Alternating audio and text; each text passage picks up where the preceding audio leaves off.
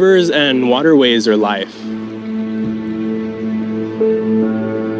I live right beneath Crater Lake.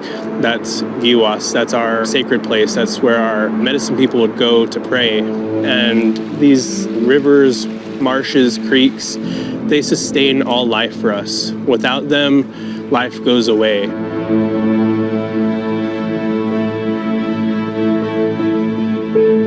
My name is Paul Robert Wolf Wilson. I'm a Klamath and Modoc tribal member, and I'm chief storyteller for Rios to Rivers. When I look at the outdoor recreational community, I don't see that many people that look like myself.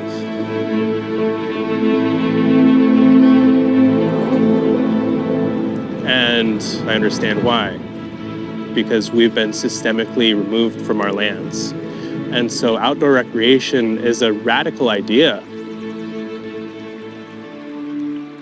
Paddle Tribal Waters was born out of the idea that there weren't enough indigenous whitewater paddlers. Paddle Tribal Waters offers developed curriculum specialized for beginning paddlers, while also getting them access to advocacy trainings and storytelling roles. We are working to inspire the next generation of river stewards. When you're looking for the best stewards, the best spokespeople that are engaged with their rivers at young ages, you typically find that those are indigenous youth. It feels actually very good to know that I'm an advocate for the river, because the river can't talk, so we're talking for it. Just to know that I'm a part of the restoration process for it, I feel glad. Built into our cultural identities are these traditional ecological knowledge systems that require us to have a really in-depth relationship with the land and water and manage these so-called natural resources that have stewarded us.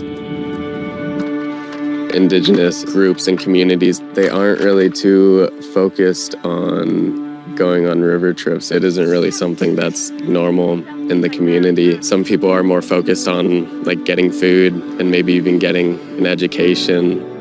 Our youth come from a really diverse scope of backgrounds. I'm from the Dakota tribe, Klamath and Modoc. Inupiaq and Mescalero Apache. And I'm from the Hoopa villages. I'm 13 years old. I'm 17. I am 15 years old. I feel like a lot of the kids in Hoopa just feel trapped, like there's nowhere to go or anything. So when somebody comes out and wants to interact with somebody, it gives them hope. Building those networks to be able to find resources, to allow companies into our spaces and build trust between outdoor industry and our indigenous communities, and make sure it's not performative, make sure that it's building these lasting and meaningful relationships is huge. The connection that we have with our lands and our rivers is a familial connection. It's something that we feel in our hearts. When I see our lands and our rivers sick, it feels like a family member is sick. When I watch our river die and our fish die, it feels like I'm losing a piece of my family. On the Klamath River, we have 6 dams, and 4 of those are going to be removed, making it one of the longest whitewater sections of river in the United States, and the largest dam removal in history. Behind the dams, that water produces toxic algae blooms. So on an annual basis, there's public health announcements that tell us to stay out of our rivers and lakes. My father used to tell me stories growing up of how the Klamath used to be so much more healthy and so full of fish and so full of abundance for our people. This dam removal will be life-changing.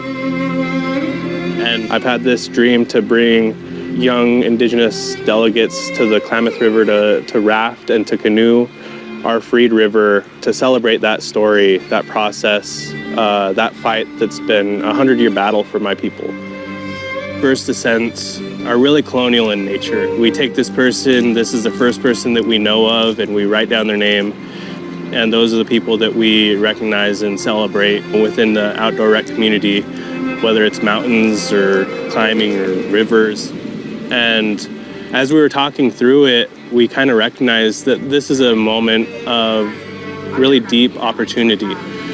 If somebody's going to be centered and recognized for being the first to go down this river that has been dormant, that has been sick for 100 years. It's tribal youth that are inheriting these struggles, and so I wanted to center them in recognition.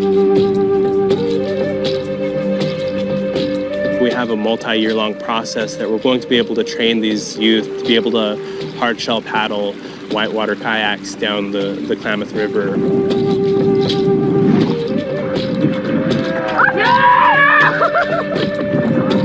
This is the start of the program, but we need to be able to get the kids up to be paddling past 4 or 5 water, and that's going to take a huge level of progression to get there.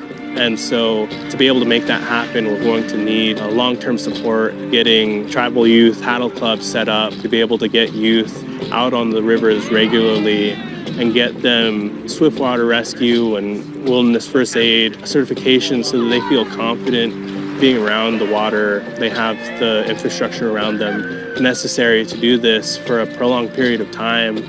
We are the answer to our ancestors' prayers. They prayed and they fought for our people to be here, to be on these rivers, to keep these connections to this land. And we're here, we're doing it, we're fighting for our rivers, we're following their footsteps, we're taking the knowledge that has been passed down to us from our mothers and their mothers and their mothers into today's world.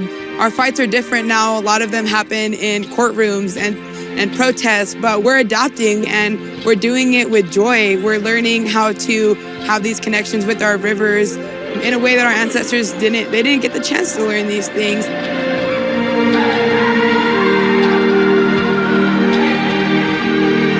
I feel like I'm way more connected with my ancestors. They've been on this river, they know this river, and I think they're happy.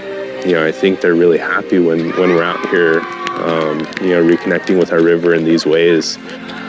It feels good to hear those songs and those stories running through my mind, and to have them going while I'm mid-rapid, it makes my heart really happy. I feel rejuvenated after a long day of paddling. I think that they're looking down on us more proud than they've ever been.